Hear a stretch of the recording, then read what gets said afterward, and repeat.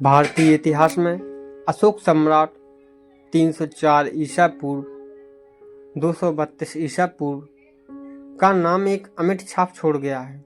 वे मौर्य वंश के तीसरे शासक थे जिन्होंने लगभग संपूर्ण भारतीय उपमहाद्वीप पर शासन किया।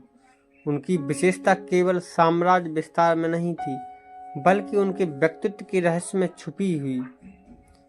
अशोक का जीवन एक ऐसा दर्पण है जिसमें हम युद्ध, हिंसा, पश्चाताप, धर्म और करुणा सभी का अनोखा संगम देखते हैं। यही कारण है कि उन्हें अशोक महान कहा गया। इस लेख में हम आपको अशोक के जीवन के विभिन्न रहस्यमय पहलुओं को विस्तार से समझेंगे। अशोक का जन्म 304 ईसा पूर्व पाटलिपुत्र, आज जो पटना के नाम से प्रसिद्ध है, में सम्राट बिंदुसार और उनकी पत्नी शुभदांगी के घर हुआ। अशोक बचपन से ही असाधारण प्रतिभाशाली थे। शिकार, घुड़सवारी, युद्ध कला और प्रशासन में उनकी दक्षता ने उन्हें अन्य राजकुमारों से अलग बना दिया। बिंदुसार के कई पुत्र थे, इसलिए उत्तराधिकारी की लड़ाई स्वाभाविक थी। अशोक को आरंभ में राजगद्दी के लिए उतना महत्वपूर्ण नहीं माना जाता था, किंतु उनकी प्रतिभा और कठोर निर्णय लेने की क्षमता ने उन्हें धीरे धीरे सबसे आगे कर दिया। अशोक का सिंहासन पर बैठना आसान नहीं था। बिंदुसार की मृत्यु के बाद सत्ता संघर्ष हुआ। कहा जाता है कि अशोक ने अपने भाइयों को युद्ध में हराया और सत्ता प्राप्त की। कुछ पुराणों और तिब्बती ग्रंथों में उल्लेख है कि अशोक ने गद्दी हासिल करने के लिए अपने कई भाइयों का वध किया।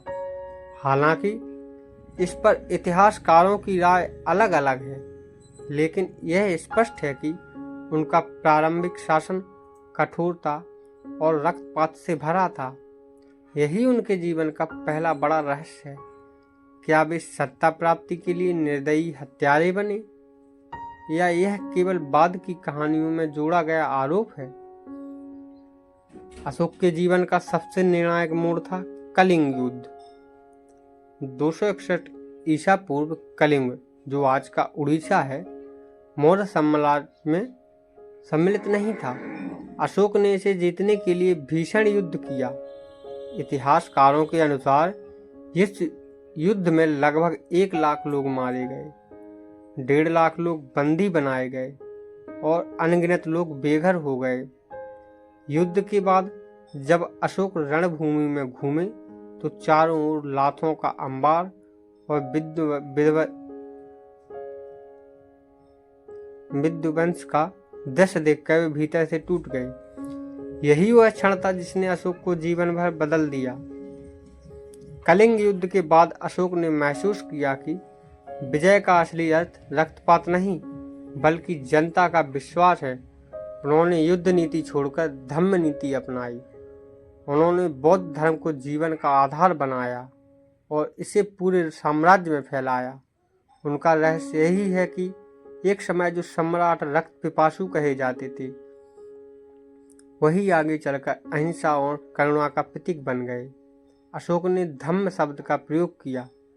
यह केवल धार्मिक अर्थ में बौद्ध धर्म नहीं था बल्कि नैतिक और सामाजिक आचरण की एक नीति थी। उनकी धम्म नीति में शामिल था सभी धर्मों का सम्मान,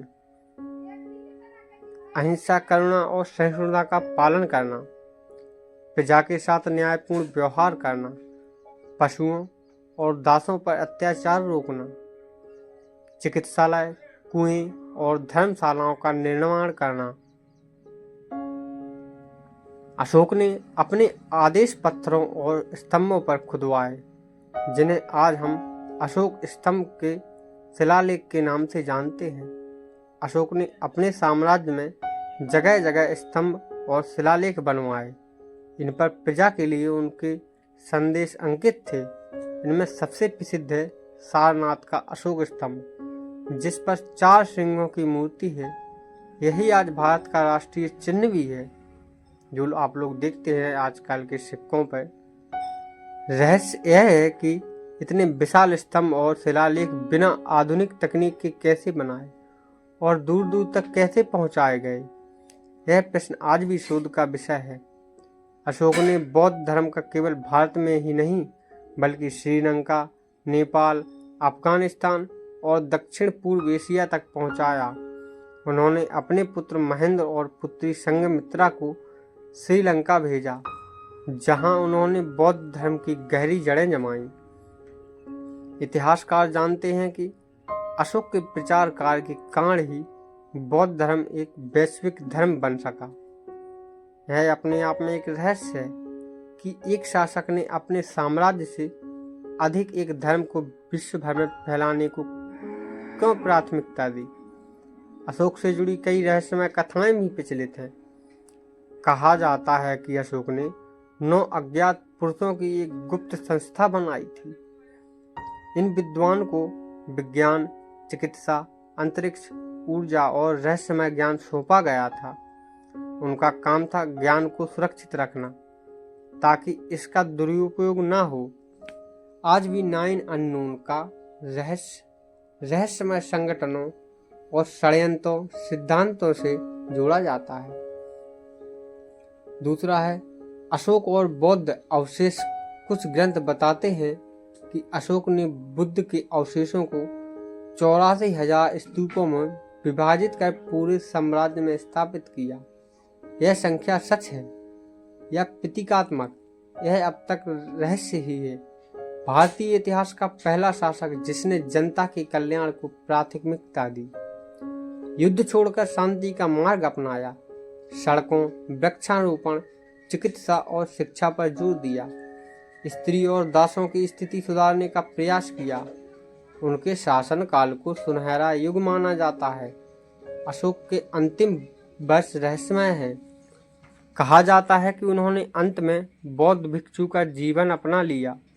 कुछ लेखों में उल्लेख है कि उनके अंतिम दिनों में दरबारियों ने उनसे दूरी बना ली थी, क्योंकि वे धर्म और दान में इतना अधिक खर्च करने लगे थे कि राजकोष खाली होने लगा।